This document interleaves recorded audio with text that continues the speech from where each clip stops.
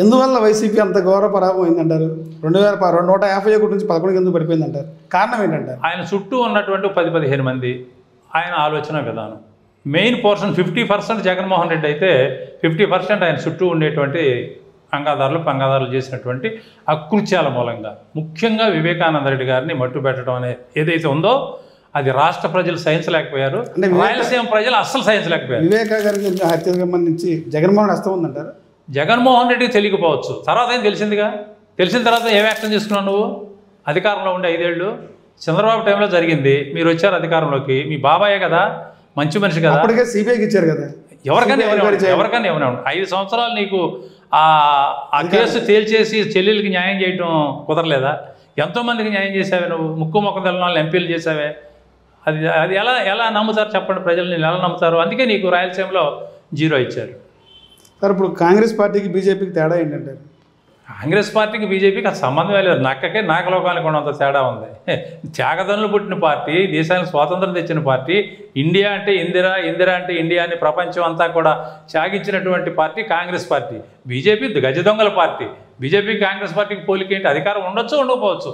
మళ్ళీ రాహుల్ గాంధీ అవ్వకపోయినా మేము బాధపడం. ఏదో ఒక రోజున రాహుల్ గాంధీని ఈ దేశ ప్రజలు ఆ చైర్లో తీసుకెళ్ళి ఇసిరి కూర్చోబెడతారు ప్రధానమంత్రి. ఖచ్చితంగా అవకాశం ఉంటుందంటారు? రాలేదంట, అది మీకు డౌట్ అవసరం లేదు దాని గురించి. అసలు రాహుల్ గాంధీ మస్ట్ బి, అలా వేరే ఆల్టర్నేటివ్ లేదు. మోడీ తర్వాత చెప్పండి, లేదు ఇక బీజేపీ ఎట్లా ఉంటుంది? మోడీ తర్వాత 16 ముక్కలు అయిపోద్ది అది బీజేపీ. మోడీ రాకముందు కూడా ఇంకెవరు నెక్స్ట్ అనుకున్నారు, మోడీ వచ్చాడు తర్వాత అది వేరే. మోడీ అమిత్ షా లెక్క వేరు, మిగతా వాళ్ళ లెక్క వేరు. ప్రతి వ్యక్తికి తేడా ఉంటుంది. సార్ ఇప్పుడు ఆంధ్రప్రదేశ్లో లా అండ్ ఆర్డర్ ఎలా ఉంది? గత ప్రభుత్వం ఎలా ఉంది, ఇప్పుడు ఎలా ఉంది, అప్పటికిప్పుడు ఎలా ఉంది లా అండ్ ఆర్డర్ పరిస్థితి? పక్క వైసీపీ వైసీపీ మహిళల మీద దాడులు అఘాయిత్యాలు పెరిగిపోయినాయి అంటున్నారు, మీడియాలో కూడా వస్తున్నాయి. ఎలా ఉందంటారు గతానికి ఇప్పుడు చూస్తే లా అండ్ ఆర్డర్? గతంతో పోల్చుకుంటే కొంచెం కంట్రోల్ చేయడానికి ప్రయత్నం చేస్తున్నారు, బెటర్ అనే చెప్పాలి. ఉన్న విషయాన్ని మనం మరీ ఎగ్జాగరేషన్ చేయాల్సిన అవసరం మనకు లేదు. కానీ ప్రభుత్వానికి పొట్టయితే రాలా, ఇంకా గ్రిప్పు ఇంకా 100% చంద్రబాబుకి గ్రిప్ వచ్చినట్టుగా కనపడతల శాఖల మీద కనపడతలా. 2 ఎద్దుల బండి ప్రయాణం లాగా డిప్యూటీ సీఎం ప్రతి దాంట్లో ఏలు పెడతాం, ఇది కొంచెం జనంలో కూడా పార్టీ కేడర్లో కూడా కొంచెం నైరాశ్యానికి దారితీస్తూ ఉంది. డిప్యూటీ సీఎం అంటే అదనంగా ఏం ఉండదు, పేరులో ఉన్న డిప్యూటీ సీఎం అనేది ఉండదు తప్ప ఒక మంత్రి కేడరే ఆయనది కూడా. కానీ అది మరి ఆయన అయితే ఒక రాజకీయ నాయకుడిగా అతన్ని మనం తప్పుపడటానికి కూడా ఏం లేదు. అతను పార్టీని డెవలప్ చేసుకోవడానికి అతను స్పీడ్గా వయసులో ఉన్నాడు కాబట్టి ప్రయత్నం చేస్తున్నాడు, దాన్ని ఏం మనం తప్పుపట్టలేం. కానీ అది కూటమికి చిన్నవిన్న అవడానికి కానీ కారణం అయితే మట్టుకు అది స్వయంకృత అపరాధం కింద వస్తుంది. అంటే కూటమి ప్రభుత్వం 5 సంవత్సరాలు సక్సెస్గా నడుస్తుంది అంటారా? కూటమి మధ్యలో బాలదంటారా? అది చంద్రబాబు నాయుడు గారు ఓపిక మంతుడే, ఓపిక ఎక్కువ ఆయనకి, ఆయన పేషెన్సీ మీద ఆధారపడి ఉంటుంది. అంటే ఇద్దరి మధ్య మాటల్లో కొంచెం గ్యాప్ వస్తుంది. దానిలో చూసుకుంటే ఎన్ని వచ్చినప్పటికీ పవన్ కళ్యాణ్ గారు ఒక రకంగా మాట్లాడితే చంద్రబాబు గారు మాట్లాడేది ఒక రకంగా మాట్లాడుతున్నారు. కూటమి ధర్మం ప్రకారం నడిచినంతసేపు నిలబడుద్ది, అది బ్రేక్ అయ్యి చంద్రబాబుకి సహనం నశించిన రోజు బ్రేక్ అయిపోయింది. సక్సెస్గా 5 సంవత్సరాలు ముందుకు వెళ్ళదంటే కష్టమే, కూటమి ముందుకు కష్టమే. ఎందుకంటే 6 నెలలకే కొంచెం తేడా కొడుతుంది. వాళ్ళు పార్టీని విస్తరించుకోవడానికి ప్రయత్నం చేస్తున్నారు జనసేన. వీళ్ళు అది తెలుగుదేశంకి మైనస్గా మారే ప్రమాదం ఉంది.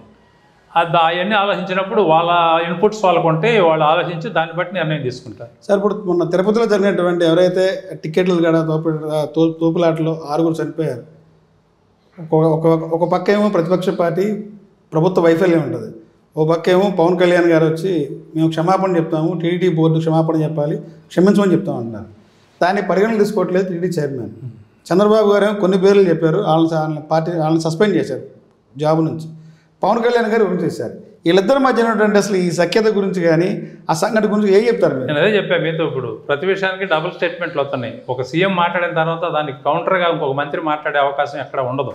అది చేయటం కూడా కరెక్ట్ కాదు. అది ఇప్పుడు తిరుపతిలో జరిగింది ఘోరమే, జరగకూడదు, చాలా దుర్మార్గం, దౌర్భాగ్యం, బాధాకరమైన విషయమే. దాన్ని ఎవరో కాదనలేరు. కానీ అది వ్యక్తి తప్పులే కదా, మామూలుగా మానవ తప్పిదమే కదా. అది పోలీస్ అధికారుల, టీటీడీ అధికారుల, ఎవరనేది ఒకరి మీద తొయ్యలేం మనం. అది పోలీసుల పాత్ర ఉండొచ్చు, టీటీ అధికారులు వేలాది టికెట్లు ఒకేసారి అమ్మేసినందుకు టీటీ అధికారులు తప్పు ఉండొచ్చు. వైకుంఠ ఏకాదశి అంటే చాలా మంది భక్తులు ఎక్స్పెక్ట్ చేసి ఇంకా ముందు జాగ్రత్తలు చర్యలు తీసుకుని ఉంటే ప్రతిసారి ఏదో జరుగుతుందంట, ఈసారి జరగకుండా చూద్దాం అనుకున్నాం కానీ జరిగిందని వాళ్ళు బాధపడుతున్నారు.